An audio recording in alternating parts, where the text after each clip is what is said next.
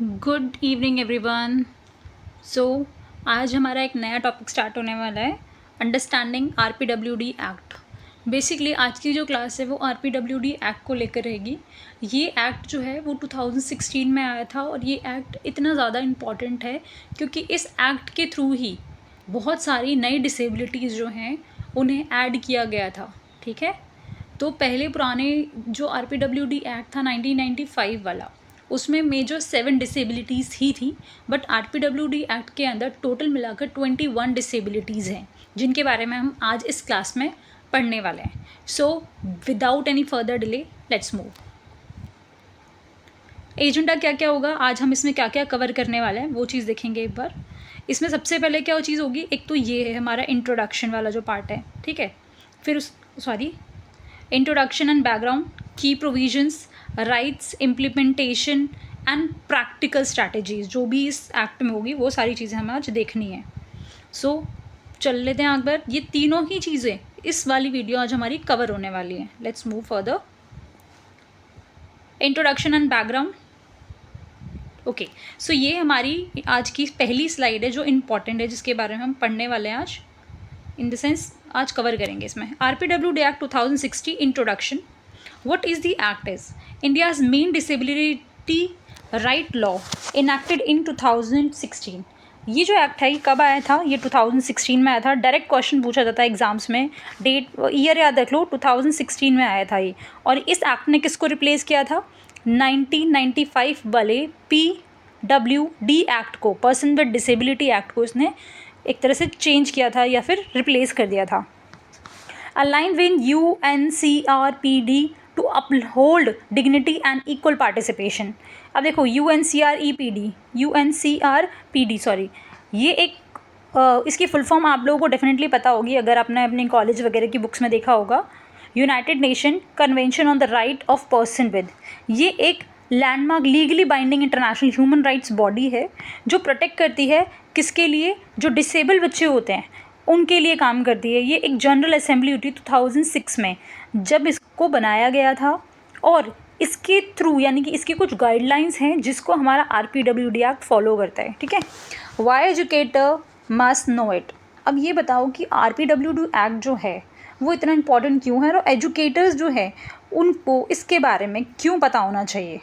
So basically guides inclusive schooling, admission, support and no discrimination। भाई if you are a special educator then this act is must known, just because ये जो act है वो inclusivity पर काम करता है, जिसमें स्कूल के अंदर हर तरीके के बच्चों को same under a one roof आपको पढ़ाना है और उसे सपोर्ट भी देना है, कोई डिस्क्रिमिनेशन नहीं करना है और ट्राई करना है जितना आप उसे आगे लेकर आ सको। Set teachers duty, reasonable accommodation and accessible learning. देखो यहाँ पर एक्सेसिबल लर्निंग, रीजनेबल एकोमोडेशन के बारे में आपको पता ही होगा, जितनी भी डिसेबिलिटीज़ हैं उनके अकॉर्डिंग आप एकोमोडेट कर रहे हो स्टूडेंट्स को, चीज़ें एक साइड सपोर्ट देते हो, उसे एकोमोडेशन कहा जाता है। ठीक है, सो आप रीजनेबल एकोमोडेशन दोगे, जैसे कि अगर कोई बच्चे हियरिंग इम्पेयर्ड है, भाई अगर हियरिंग इम्पेयर्ड है तो आप क्या करोगे? सबटाइटल लगा कर दे दोगे, ऑडियोज़ के थ्रू, वो वीडियोज़ के थ्रू पढ़ाना शुरू करोगे ताकि वो पढ़ सके, उसे सुन नहीं सकता है लेकिन पढ़ तो सकता है। लेकिन वहीं अगर बच्चा विजुअली इम्पेयर्ड है या फिर लो विजन वाला है तो आप उसे टेक्टाइल मटेरियल के थ्रू पढ़ाओगे। कोर प्रिंसिपल्स, अब इसके प्रिंसिपल्स क्या हैं वो देख लेते हैं। क्या है? Ensure equal rights in education, jobs, mobility and services. आप उस बच्चे को इक्वल राइट्स दोगे एजुकेशन में। हमें मालूम है स्पेशल स्टूडेंट जो होते हैं उनके लिए जो फ्री कंपलसरी एजुकेशन की एज है वो अप टू 18 ईयर्स है, 18 साल तक के बच्चों के लिए होती है स्पेशल चाइल्ड के लिए, बट जनरल चाइल्ड के लिए सिर्फ 14 ईयर्स तक के लिए होती है। जॉब्स, मोबिलिटी एंड सर्विसेज, इन सभी चीज़ों में उन्हें इक्वल राइट्स देने हैं। Remove barrier through accessibility, safe guards and accountability. जितनी भी मतलब उनके जो बैरियर्स हैं, उनकी पढ़ाई में आने वाले बैरियर्स या उनको आगे बढ़ने के लिए अगर कोई बैरियर है तो उसको आपको हटाना है, सेफ गार्ड प्रोवाइड करना है, अकाउंटेबिलिटी देनी है इस तरह के बच्चों को। ये डिसेबल बच्चों के लिए एक तरह से बहुत सेफ गार्ड वाला वो एक्ट बनाया था 2016 में। Next, why the act was needed. अब इस एक्ट की ज़रूरत पड़ी क्यों थी ये देख लेते हैं। Every day barrier in India, आपको पता होगा जो भी बच्चे डिसेबल हैं वो बहुत सारी प्रॉब्लम्स अपनी डेली लाइफ में फेस करते हैं. School, transport and jobs often lacked basic accessibility. Even बहुत सारी जगह, भाई जो डेली की जगह होती हैं जहाँ बच्चे जाते हैं उन जगहों पर उन्हें डेली प्रॉब्लम होती है. डेली उन्हें क्या होती है? प्रॉब्लम होती है. आपने देखा होगा अगर वो जॉब पे जा रहे हैं, किसी अगर बिल्डिंग में लिफ्ट नहीं है तो प्रॉब्लम. स्कूल्स हैं, रैंप नहीं है तो बच्चा क्लास तक कैसे पहुंचेगा. इवन आज के टाइम में स्पेशल चाइल्ड के लिए वॉशरूम्स भी सेपरेट बनाए हुए थे ताकि कोई उन्हें बुली ना करे या फिर कोई उन्हें कुछ कहे ना. ठीक है, इवन वो शेम फील ना करे. और इवन ट्रांसपोर्ट्स के अंदर भी जितनी भी दिल्ली के अंदर डीटीसी बसेस चलती हैं, अब लो फ्लोर हैं. अब उनका जो फ्लोर है वो लो क्यों है? जस्ट बिकॉज जो डिसेबल पर्सन है वो अपनी व्हील चेयर के थ्रू आराम से ऊपर चढ़ सकें. Okay. Stigma and low awareness led to exclusion and neglect. अब देखो स्टिग्मा यहाँ पर एक वर्ड है STIGMA. स्टिग्मा का मतलब होता है कोई टैबू का होना. टैबू इन द सेंस कोई गलत बात, शेम का होना, या कलंक इन द सेंस हिंदी में कह सकते हैं आप कलंक. Stigma and low awareness led to exclusion and neglection.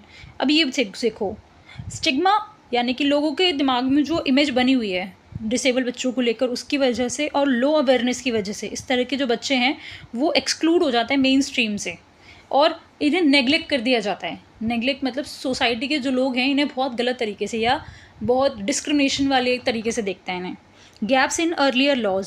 पुराने टाइम में जो लॉज थे उनमें बहुत ज़्यादा प्रॉब्लम्स थी. अब क्या प्रॉब्लम्स थी अब वो सभी को पता है. पहले तो बहुत कम डिसेबिलिटीज़ को कवर किया गया था. इन्फोर्सिबिलिटी भी बहुत बेकार थी. फीवर डिसेबिलिटी इंक्लूडेड थी. वीकर इन्फोर्सिबिलिटी ही नहीं थी. Limited duties on government institution and private employees. यानी कि गवर्नमेंट जो है वो ठीक से इन लॉज को इम्प्लीमेंट ही नहीं कर पा रही थी और प्राइवेट सेक्टर्स वाले तो मोस्ट ऑफ द क्या करते थे, इनसे बचते थे. ऐसे लोगों को हायर ही नहीं करते थे. तो कहीं ना कहीं ये एक बहुत गलत चीज़ को दिखाता है हमारी सोसाइटी में. UNCRPD and rights approach align India's law with UNCRPD ratified 2007. अब क्या किया गया, जो गवर्नमेंट है उसने क्या किया, अलाइन किया चीज़ों को, एश्योरेंस दी कि नहीं हम ऐसा नहीं करेंगे और इसीलिए 2016 में लॉ लेकर आया गया. ठीक है, आगे देखते हैं. Coverage under RPWD act. इसके अंदर क्या क्या कवरेज मिलती है स्पेशल पर्सन को वो देख लेते हैं एक बार. Legal meaning of disability. Legal meaning दिखाया गया है कि लीगल मीनिंग क्या होता है. Long term physical, mental, intellectual and sensory impairment. अगर किसी भी पर्सन को long term physical, mental, intellectual और सेंसरी इम्पेयरमेंट है. फिजिकल मतलब हाथ या पैर खराब हो या कोई और प्रॉब्लम हो जो आप देख सको आराम से फिजिकली. मेंटली होकर उस बच्चे के दिमाग में न्यूरोलॉजिकल कोई डिसऑर्डर है, इंटेलेक्चुअल कोई प्रॉब्लम है, या फिर सेंसरी कोई प्रॉब्लम है, लाइक सेंसेस काम नहीं कर रहे, आइज़ में प्रॉब्लम है, बोल नहीं पा रहा है या सुन नहीं पा रहा. That is barrier can restrict full effective social participation. और उसकी वजह से वो सोसाइटी में ठीक से फुल्ली इफेक्टिवली पार्टिसिपेट नहीं कर पा रहा जैसे हम लोग पार्टिसिपेट कर पाते हैं. जस्ट हम लोग नॉर्मल हैं तो हम लोग अच्छे से पार्टिसिपेट कर पाते हैं हर एक्टिविटी में, हर चीज़ में. लेकिन इन लोगों को अगर कोई प्रॉब्लम होगी तो डेफिनेटली ये जो एरियाज़ हैं इनके अफेक्ट होंगे और ये पार्टिसिपेट नहीं कर पाएंगे.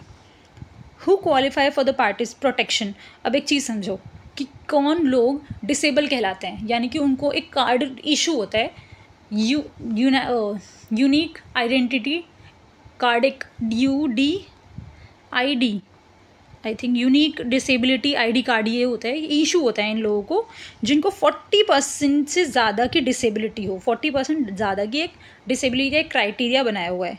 अगर उस आदमी को 40% की ज़्यादा डिसेबिलिटी है, वो भी बेंचमार्क डिसेबिलिटी, जो हमारी 21 टोटल डिसेबिलिटीज़ हैं ना, अगर उनमें से कोई सी भी डिसेबिलिटी हो और वो 40% से ज़्यादा हो तो उस इंसान को एक UDID कार्ड इशू होता है गवर्नमेंट की तरफ से और वो उस कार्ड के थ्रू रिजर्वेशन ले सकता है. अलग अलग जितनी भी उसको फैसिलिटीज़ या सर्विसेज दी जाएंगी वो ले सकता है. 21 रिकॉग्नाइज डिसेबिलिटी टाइप. टोटल 21 है, हमने अभी अभी बढ़ाया. और इवन मैं आगे इसी वीडियो में आपको एक स्लाइड दिखाई देगी जिसमें सभी के नाम है और हिंदी और इंग्लिश दोनों में ही हैं वो नाम. जो बच्चे हिंदी मीडियम हैं उनके लिए ईजी हो जाएगा और इवन उसके सिम्टम्स भी लिखे हुए हैं. अगर किसी बच्चे को प्रॉब्लम हो तो उसके सिम्टम्स भी हैं वहाँ. अब आगे देखते हैं कौन कौन सी डिसेबिलिटीज़ जो हैं वो इसमें कवर हो रही हैं. Locomotor, visual, hearing, speech, language also include intellectual disability, autism and mental illness. Intellectual disability देखो, सेंसरी और इंटेलेक्चुअल दोनों अलग चीज़ें हैं, मेंटल और इंटेलेक्चुअल अलग है। इंटेलेक्चुअल में इंसान जो है वो इन्फॉर्मेशन को रिसीव नहीं कर पाता, उसे प्रॉब्लम होती है कोऑर्डिनेशन करने में, ठीक है। लो विजन, अब क्विक क्लासरूम एग्जाम्पल्स में क्या आएगा, जैसे अगर लो विजन बच्चा है तो उसके लिए आप उसे कैसे पढ़ाओगे क्लासरूम में, लार्ज प्रिंट्स प्रोवाइड किए जाएंगे। हियरिंग लॉस है तो कैप्शन दिया जाएगा, साइन सपोर्ट दिया जाएगा। अगर बच्चा आईडी या फिर मेंटल इलनेस का है तो स्ट्रक्चर टास्क दिए जाएंगे, या फिर उन्हें छोटे छोटे ब्रेक्स में तोड़ दिया जाएगा। जो टास्क हैं उनको छोटे छोटे ब्रेक्स में तोड़ दिया जाता है, चंक्स में दिया जाता है, ताकि वो बच्चा आराम से उसको परफॉर्म कर सके। काउंसलिंग रेफर्ड होती है, आगे देख लेते हैं एक बार। कोर प्रोविजंस, अब क्या क्या प्रोविजंस हैं इसमें, एक बार फटाफट इसको रीड कर लेते हैं, ज़्यादा इसमें डीपली नहीं जाएंगे क्योंकि ये वीडियो बहुत ज़्यादा खिंच जाएगी लंबी नहीं तो। रिजर्वेशंस प्रोवाइड होती हैं, यानी कि उन बच्चों को, डिसेबल्ड बच्चों को रिजर्वेशंस दी जाती हैं। Accessible duties, non discrimination, enforceable, ये बहुत इंपॉर्टेंट पॉइंट्स हैं दोनों, एक बार रीड कर लेना। एजुकेशन, मिनिमम एजुकेशनल इंस्टीट्यूशन में 5% रिजर्वेशन सीट उनके लिए फ़िक्स होती है, वहीं जॉब्स में 4% उन्हें रिजर्वेशन मिलती है। अगर देखो, याद कर लेना इसे क्योंकि पूछा जाता है। एजुकेशन में आपको 5% रिजर्वेशन मिलेगी, वहीं जॉब्स में यानी कि गवर्नमेंट जॉब्स में इन्हें 4% रिजर्वेशन दी जाएगी गवर्नमेंट के थ्रू, ठीक है। पब्लिक फैसिलिटीज़ जो है, पब्लिक बिल्डिंग्स को इस तरह से डिज़ाइन किया जाएगा ताकि इन लोगों को प्रॉब्लम ना हो मोबिलिटी करने में और एक्सेसिबल हो ये, जैसे कि रैम्प्स प्रोवाइड होंगी, लिफ्ट्स दिए जाएंगे, टेक्टल पैड्स होंगे, ब्रेल साइंस लगे हुए होंगे जगह जगह। नॉन डिस्क्रिमिनेशन, कोई भी इन्हें डिनाई नहीं करेगा एडमिशन के लिए, सर्विसेज के लिए या फिर जॉब्स के लिए। रीजनेबल एकोमोडेशन दोगे आप उन्हें, और अनलेस अनड्यू हार्डशिप, ये एक लाइन है, मैं बता देती हूँ इसका मीनिंग क्या होता है। आप जब तक उन बच्चों को या उस पर्सन को रीजनेबल एकोमोडेशन दोगे, चलो मैं एग्जांपल से समझाती हूँ। अगर कोई पर्सन है, फॉर एग्जांपल मैं ही हूँ, मेरी एक बहुत बड़ी फर्म है, कंपनी है, मैंने किसी ऐसे डिसेबल्ड पर्सन को हायर कर लिया जो कि भाई लोकोमोटर डिसेबल है, तो मैं उतनी एकोमोडेशन दूंगी जिससे मेरी बिल्डिंग पे या मेरे काम पर प्रॉब्लम ना हो, या फिर मुझे पूरी चीज़ों को चेंज ना करना पड़े। भाई अगर वो बच्चा बोल रहा है, आदमी बोल रहा है कि नहीं मेरे को तो प्रॉब्लम होगी, इस पूरी बिल्डिंग को दोबारा बनाओ, तो ऐसा पॉसिबल नहीं है। आपको सिर्फ उतनी एकोमोडेशन देनी है जहाँ तक आप दे सकते हो, रीजनेबल एकोमोडेशन दोगे। ये नहीं है कि चीज़ों को तोड़ कर ही दोबारा बनाने लग जाओगे, वो करने की ज़रूरत नहीं है, ठीक है। एनफोर्सेबल, अब भाई हर जगह, हर स्कूल, हर इंस्टीट्यूशन में ग्रीवेंस रीड्रेसल सेल होती है। इसका काम क्या होता है, इसका काम होता है देखने का कि भाई किसी डिसेबल पर्सन के साथ कुछ गलत तो नहीं हो रहा है। अगर कुछ गलत होता है तो उस पर पेनल्टीज़ लगाई जाती हैं, और अगर ये वायलेशन रिपीटेडली हो रहा है तो कहीं ना कहीं उसके खिलाफ स्ट्रिक्ट एक्शंस लिए जाते हैं।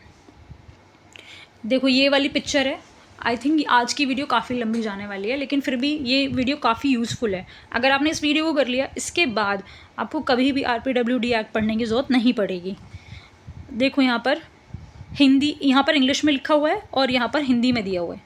यहाँ पर आपको इंग्लिश में आप नाम पढ़ लोगे कौन कौन, एक और हाँ एक चीज़ देखो, यहाँ पर ये जो है, सॉरी 1 सेकेंड, ये जो है ऊपर वाले, ये जो 6 की 6 हैं, इवन यहाँ पर ये जो नाम है ये सारे के सारे पहले की, यानी कि PWD एक्ट में ये इंक्लूडेड थी, लेकिन ये बाकी की जो नई ऐड की गई हैं ये RPWD एक्ट की है। किसकी? RPWD एक्ट की। नाम पढ़ लेते हैं एक बार फटाफट से। Leprosy, low vision, autism spectrum, ASD, autism spectrum disorder, acid attack victim, specified learning disability, intellectual disability, thalassemia, haemophilia, speech and language disability, chronic neurological condition, dwarfism, multiple sclerosis, locomotor disability, hearing impairment, mental illness, blindness, cerebral palsy, Parkinson diseases, multiple disability, sickle cell diseases, muscular dystrophy, ये सारी की सारी जो disability है ये वही 21 benchmark disabilities हैं जिनके बारे में RPWD एक्ट में दिया हुआ है। यहाँ पर हिंदी में दिया हुआ है, अगर आपको ये पढ़ना हो तो आप इसे पॉज करके रोक कर पढ़ सकते हो। आगे देखते हैं एजुकेशनल राइट्स क्या हैं इनके। इंक्लूसिव एजुकेशन दी जाएगी इन्हें। रोल ऑफ टीचर का क्या है? आइडेंटिफाई करना है ऐसे बच्चों के लिए जो बैरियर है या फिर कोऑर्डिनेशन में प्रॉब्लम हो रही है, स्पेशल एजुकेटर प्रोवाइड करना है, UDL के थ्रू पढ़ाना है, यूनिवर्सल डिज़ाइन फॉर लर्निंग, इनके लिए कुछ अलग चीज़ें डिज़ाइन करोगे आप ताकि इनको पढ़ने में आसानी रहे, एक्सेस करोगे। लो विजन बच्चों को प्रैक्टिकल क्लासरूम एकोमोडेशन क्या क्या हो सकती हैं क्लासरूम्स में, लार्ज प्रिंट्स दोगे, फ्रंट सीट पर बैठाओगे उस बच्चे को, हाई कॉन्ट्रैक्ट्स नोट दोगे जो बड़े बड़े मतलब ब्लॉक्स में नोट्स होंगे। अगर बच्चा डिसलेक्सिया या ADHD का है तो उसे एक्स्ट्रा टाइम दिया जाएगा, ओरल टेस्ट दे दो, चंक्स में इंस्ट्रक्शंस को डिवाइड कर दो, टास्क को छोटे छोटे चंक्स में यानी कि छोटे छोटे स्टेप्स में आप उसे डिवाइड कर दो। प्रोविजन, अब रीज़नेबल सपोर्ट क्या दोगे आप उन्हें, स्क्राइब दोगे। अगर बच्चा लिखने में प्रॉब्लम है, उससे लोकोमोटर डिसेबल है, लिखा नहीं जा सकता तो आप, या फिर ब्लाइंड है तो आप उसे क्या करोगे, स्क्राइब और रीडर प्रोवाइड करोगे। IEP मेंटेन करोगे और इसके बारे में हर बार स्कूल में 4 to 6 वीक्स में इसके ऊपर एक रिपोर्ट प्रिपेयर करके अपने स्कूल की हायर अथॉरिटीज़ को सपोर्ट की वो एक तरह से दी जाती है ताकि वो इसके ऊपर आगे काम कर सके। देखो एम्प्लॉयमेंट अपॉर्चुनिटीज़ मैंने आपको बताया भी था एक दिन। जॉब्स में क्या होगा, 4% रिजर्वेशंस हैं गवर्नमेंट वैकेंसीज़ के अंदर, ठीक है, और सूटेबल अलग अलग पोस्ट इनके लिए रिजर्व होती हैं। आप एक काम करना, जब अपने आसपास कोई SBI बैंक होगा, मतलब मोस्ट प्रोबेबली मैंने देखा है मेरे आसपास जितने भी SBI बैंक्स हैं वहाँ पर 2 SBI बैंक्स के अंदर ब्लाइंड पर्सनस को बिठाया हुआ है। किस चीज़ के लिए, बस उनको छोटा सा काम है, वो क्या है, जो फॉर्म्स होते हैं फॉर्म्स उन लोगों को देना, जिसको जिस तरह का फॉर्म चाहिए फटाफट टच करके, क्योंकि उनकी जो सेंसरिंग अच्छी होती है तो बस वो फॉर्म वगैरह दे कि बैंक से पैसे निकालने का फॉर्म, देने का फॉर्म, इस तरह की चीज़ें वो कर लेते हैं आराम से, क्योंकि वो लो विजन है, पूरी तरह से ब्लाइंड नहीं भी हैं। इक्वल अपॉर्चुनिटी दोगे, वर्क प्लेस में एडजस्टमेंट की जाएंगी, ठीक है। आगे देख लेते हैं एक बार। देखो एक्सेसिबिलिटी एंड इंफ्रास्ट्रक्चर, जब कभी भी आप इन गवर्नमेंट बिल्डिंग्स बनती हैं तो वहाँ पर एक्सेसिबिलिटी दी जाती है और इंफ्रास्ट्रक्चर को ऐसे प्रिपेयर किया जाता है ताकि डिसेबल बच्चे आराम से मूवमेंट कर सकें। Build environment accessible, ramp, lift, wide doors, ये सारी ट्रांसपोर्टेशन दी जाती है। भाई लो फ्लोर बसेस दिल्ली में काम करती हैं, low floor buses reserve seat होती हैं, व्हील चेयर स्पेस दिया जाता है। दिल्ली की जितनी भी लो फ्लोर बसेस हैं AC वाली, सारी की सारी में आपको लो फ्लोर होगी, वो रिजर्व, एक सीट भी रिजर्व होती है इनके लिए, और इवन व्हील चेयर के लिए स्पेस भी दिया होता है। और बसेस के अंदर अनाउंसमेंट भी होती रहती है, मेट्रो में भी होती रहती है। क्या अनाउंसमेंट होती है कि कौन सा स्टेशन आ गया, किस तरफ दरवाजे खुलेंगे, ये सारी चीज़ें। प्रैक्टिकल एंड स्कूल एग्जाम्पल्स ये हमने पीछे पढ़ लिए हैं, एक बार आप फिर भी इसे पॉज करके पढ़ लेना। आगे देख लेते हैं एक बार। सोशल प्रोटेक्शन है, वही हेल्थ एंड रिहैब सपोर्ट दिया जाता है इन्हें, guardianship, financial and social security, practical example, benefits, pathways. मैंने आपको बताया था UDID के बारे में बताया था, इसमें UDID ये एक ID कार्ड है जो इशू होता है इस तरह के बच्चों को ताकि ये स्कॉलरशिप्स वगैरह के लिए अप्लाई कर सकें। आगे देख लेते हैं एक बार। इम्प्लीमेंटेशन एक बार रीड कर लेना आप, ये स्लाइड्स मैंने इसीलिए इंक्लूड किए हैं ताकि आप नोट्स बना सको आराम से। इंक्लूसिव क्लासरूम प्रैक्टिसेस, इसके बारे में हमने पहले ही क्लास में पढ़ लिया है, जो इवन आगे जो क्लासेस आएंगी उसमें भी सोच रही हूँ मैं नेक्स्ट टॉपिक जो है ना वो इंक्लूसिव एजुकेशन का ही क्यों ना रख लूँ। इंक्लूसिव एजुकेशन का जो टॉपिक है ना फिर कवर हो जाएगा इसी के साथ, ठीक है। आगे देख लेते हैं एक बार। Teachers takeaways, know the right tech team, वो teach them, explain non discrimination, make inclusion visible daily, create an accessible ecosystem, model respect and accountability. So basically ये सारे कुछ टेकअवेज हैं जो टीचर को क्लास में लेने ही पड़ते हैं, और स्पेशल एजुकेटर्स का ये काम है कि ऐसे बच्चों को आगे मेन स्ट्रीम में लाने की कोशिश की जाए, इनका इंक्लूजन हो मेन स्ट्रीम में। तो आज की क्लास में इतना ही। अगर आपको ये क्लास अच्छी लगी हो देन प्लीज़ आप अपना रिस्पॉन्ड करना, और अगर मुझे कोई चेंजेस लेकर आने की या कुछ अच्छा करने की ज़रूरत है इसमें तो प्लीज़ वो भी बता देना। और नेक्स्ट क्लास में भी इंक्लूसिव एजुकेशन की ही रहेगी। तो ये वाली जो वीडियो है पूरी एंड तक देखना, डेफिनेटली आपको पसंद आएगी। Thank you so much, bye bye.